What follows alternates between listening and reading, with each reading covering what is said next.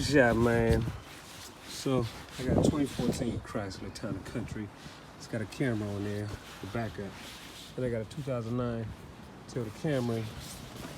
But for backup, there's no camera. So what I'm gonna do? Install this camera on there. So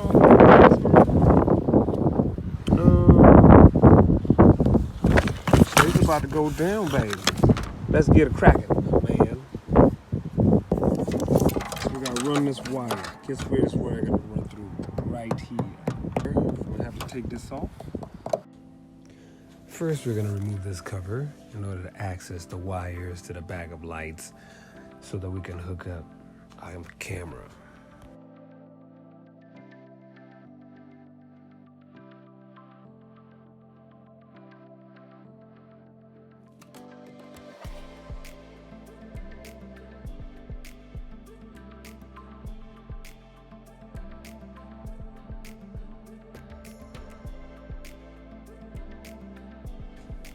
Be very careful in how you remove this latch for the trunk.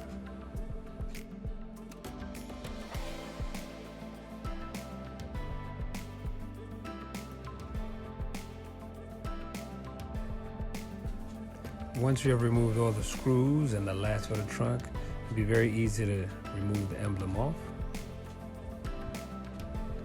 Right here, I was trying to figure out the best way to actually run the wires through without drilling the holes into the car. However, when I tried to run them through the keyhole, it didn't fit properly, and so therefore I ended up drilling a hole, which I didn't have to. If I could do it again, I would have drilled a smaller hole next to where the keyhole was, so I could run these wires instead of doing that.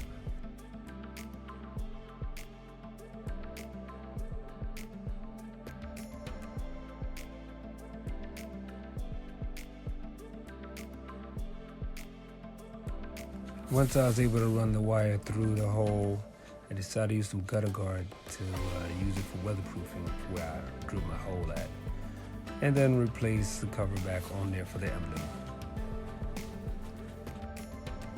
I then proceeded to screw everything back in place before continuing with the wiring.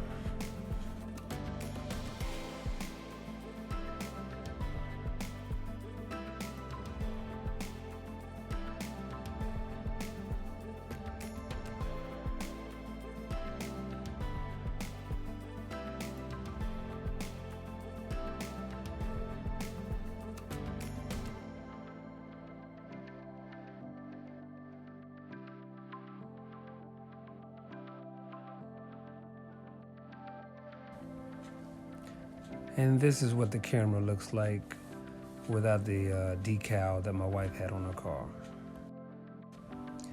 Next, I decided to hook up the monitor to the front of the car before I ran the wire from the back of the car to the front. The wire on the left is the one that will be carrying the power from the backup camera to the front to hook up to the monitor.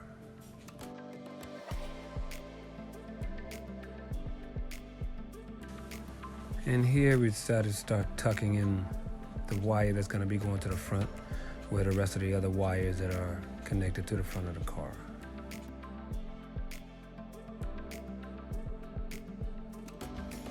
In order to run the wire through the cabin, I had to make a hook using a wire hanger. And so I used that to pull the power cord wire through the cabin in order to get it to the front of the car.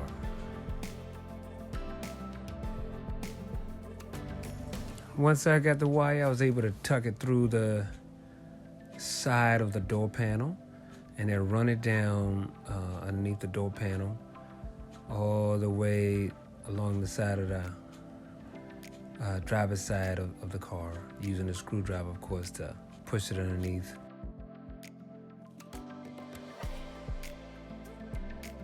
As I got towards the front of the vehicle, I realized that I could take the panel off the door to gain access to that so I can run the wire better. So I did that, and which made the job much easier to do.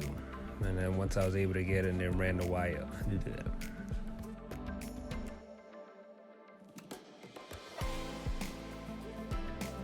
Once I finished running the wire, I replaced the door panel back on top of the door, and then decided to connect my wiring to my monitor in the front first before I go to the back to run the wires. So I connected the AV jack wires together, and then the red power wires together. That's going to be powering the monitor.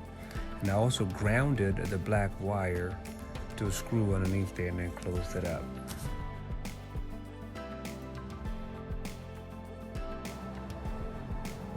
So I was not feeling this because my wife's personality got taken off. She had a decal she liked. Just a replacement.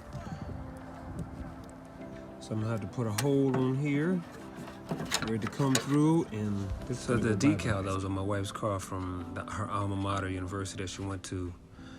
Always defines her car, and I didn't want her not to have that personality. So I decided to buy another camera and replace it. Here I put blue tape in order to mark where I wanted to drill my hole at. Of course, it's going to be in the center of where the emblem is for the vehicle. And once I was done with that, I put the little sticky tape, the double-sided sticky tape that comes with the camera, in order to hook the camera up on there. Ran the wire through the hole, and once I was done with that, screwed the camera onto the decal emblem.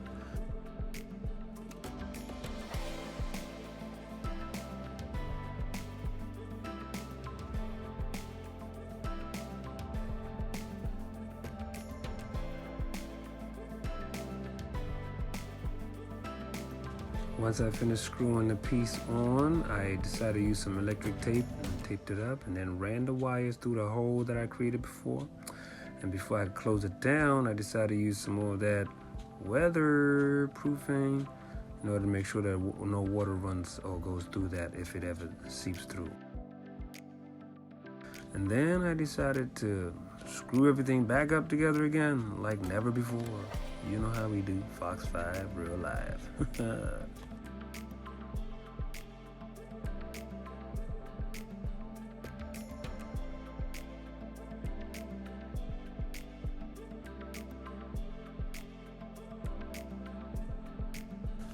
Once everything was back in place, now it's time for the fun part, hooking up all the wires so we can run the power from the backup lights to the camera, and then connect the power to our monitor in the front.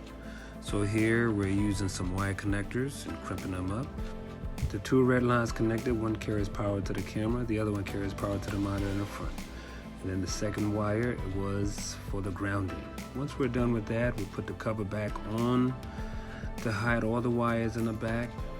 And once we're done with that secure, and that's what the camera looks like, and then we're gonna go to the front to see if we're successful in achieving our goal, which is hooking up a new backup camera. Very awesome. Okay, reverse. So we good.